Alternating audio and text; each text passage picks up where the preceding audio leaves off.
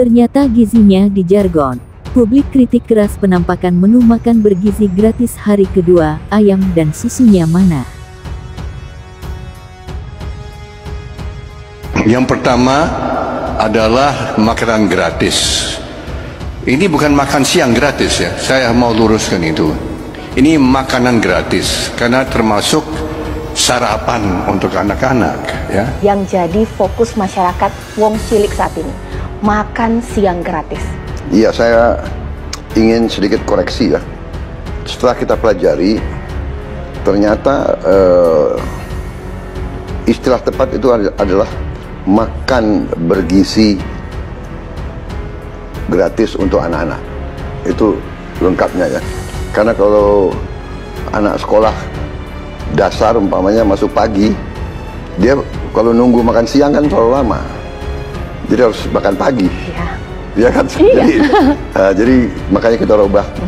Mungkin hanya dulu untuk mudahnya kita bilang makan siang, tapi ternyata banyak anak-anak kita masuknya pagi dan jam 12 atau jam 1 udah pulang. Jadi kalau dia makan siang itu terlambat. Akan menjadi bagian makanan bergizi untuk wilayah-wilayah di mana sapi perahnya ada. Untuk mendorong agar setiap daerah punya sapi perah. Dan kami tidak ingin program ini menjadi bagian peningkatan impor, tapi ingin memberdayakan sumber daya lokal. Sudah melakukan simulasi-simulasi kapan susu diberikan, ketika masak apa.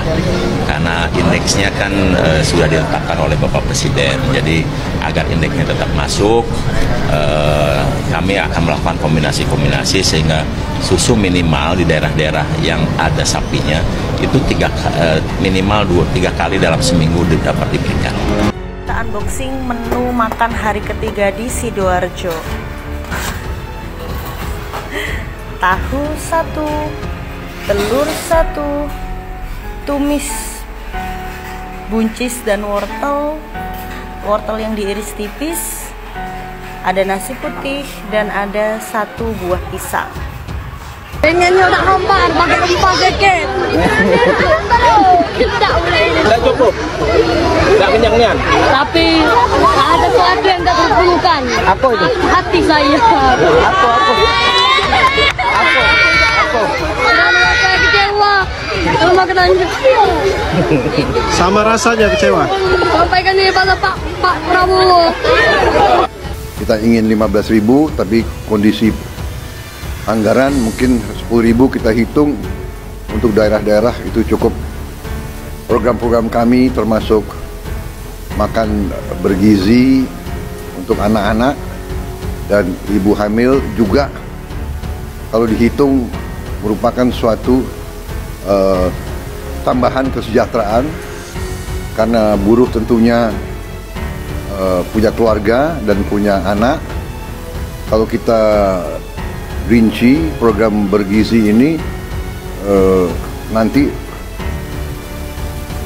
rata-rata minimumnya atau rata-ratanya kita ingin memberi indeks per anak per ibu hamil itu Rp10.000 per hari kurang lebih. Kita ingin 15.000 tapi kondisi anggaran mungkin 10.000 kita hitung untuk daerah-daerah itu cukup bermutu dan bergizi. Kalau rata-rata keluarga golongan yang berada dalam keadaan katakanlah di desil-desil bawah itu kita perkirakan anaknya rata-rata 3-4. Berarti tiap keluarga bisa menerima minimal rata-rata bisa Rp30.000 per hari. Kamu namanya siapa sayang? Krisna. Tadi Krisna makannya habis nggak? Habis. Coba boleh lihat isi traynya. Nah, wah kalau yang ini malah unik. Ayamnya tidak dihabiskan tapi sayurnya habis. Kenapa nih Krisna nggak habisin ayamnya malah? Soalnya rasanya aneh. Apa yang keras? Iya. Ayamnya? Iya. Oke, tapi bumbunya enak? Enak. Oke, sayurnya enak? Enak. Kamu emang suka sayur? Iya. Oke. Kenapa? Keras dagingnya atau seperti apa? Karena kulitnya tuh sangat keras, jadi nggak nafsu makan. Ini adalah tonggak bersejarah dan sejarah pertama kalinya makan bergizi gratis dilakukan dengan skala yang amat besar dan dalam level nasional. Pak Prabowo pernah mengatakan bahwa ini bukan hanya sekedar program, tapi adalah investasi untuk masa depan Indonesia, untuk Indonesia Emas tahun 2045. Program ini diharapkan bisa untuk memenuhi minimal sepertiga kebutuhan gizi harian penerima manfaat. Program yang besar dan berskala nasional ini bisa diharapkan untuk menurunkan tingkat malnutrisi anak-anak, ya. Bisa diharapkan juga untuk menurunkan prevalensi stunting, bisa diharapkan untuk meningkatkan tingkat partisipasi belajar siswa, memperkuat konsentrasi belajar anak-anak Indonesia. Sarapan nggak tadi? Sarapan apa? Nasi goreng. Oh, masih kenyang. Jadi nanti dimakan ya, di rumah dimakan ya, dihabisin ya. Tapi ini mau dibawa nanti diambil wadahnya. Besok pakai yang stainless itu bawa. Jadi boleh kalau besok misalnya tidak mau makan bawa kotak kue dan dibawa pulang dipindahin. Di rumah sarapan nasi goreng. Tapi kalau emang sehari-hari nggak suka tempe atau gimana? Apa ini? Memang nggak suka tempe? Diukur ya. Sukanya apa, ayam gitu? Ukurnya kan SKP. Ayam mau? Ya. Tahu? Itu sudah diukur sama. Tadi tahunya dimakan? Oh? Jatuh? Tahunya jatuh. Jadi nggak dimakan sama sekali. Jadi sukanya ayam. Ikan?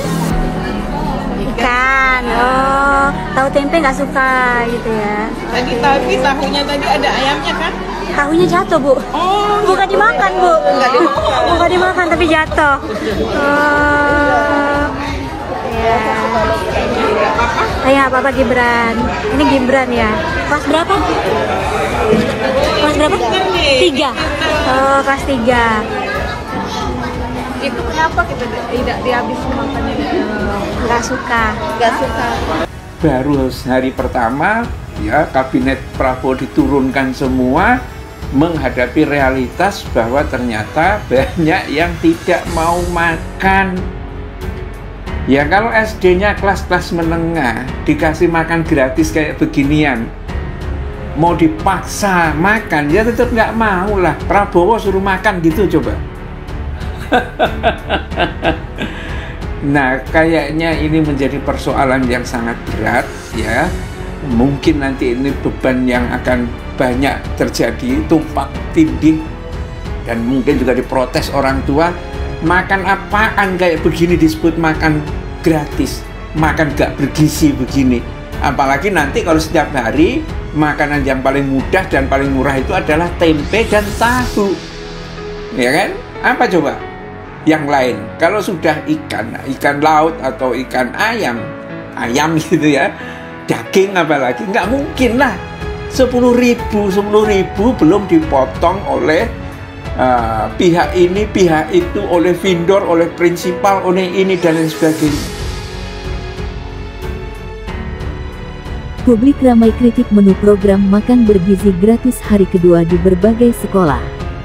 Foto menu program makan bergizi gratis tersebut ramai viral di media sosial. Dari foto yang beredar tampak menu yang menuai kritik netizen dianggap tidak mencukupi gizi anak. Menu yang diduga berasal dari sekolah di Gorontalo menyajikan nasi putih, nasi goreng, tahu, sayur sawi dan pisang.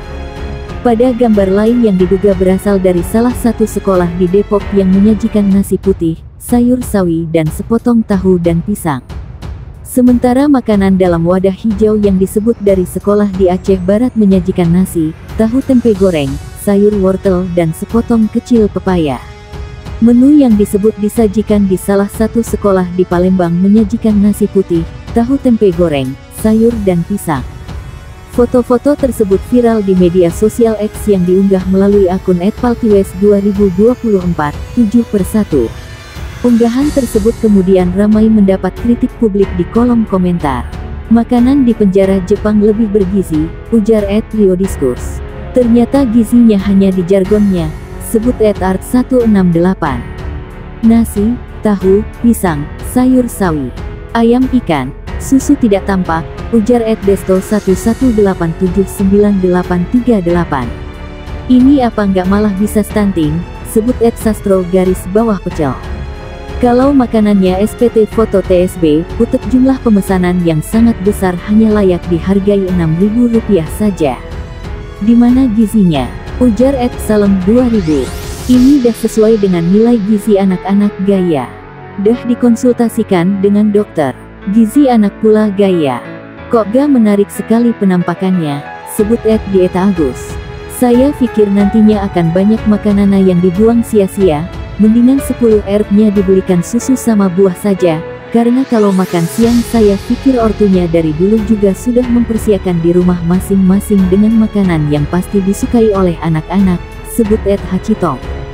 Di hari pertama peluncuran, setidaknya terdapat 190 dapur yang tersebar di 26 provinsi yang sudah siap memasuk menu program. Hingga hari ini program tersebut masih ramai mendapatkan perhatian publik. Meskipun masih banyak kekurangan, Menteri Koperasi Budi Ari menyebut masyarakat tak perlu berkecil hati. Program ini perlu didukung agar terus ada perbaikan ke depannya. Ia juga menyinggung soal susu yang masih belum tersedia di hari pertama. Menurutnya susu dan buah akan diberikan bergantian tergantung menu yang telah disusun.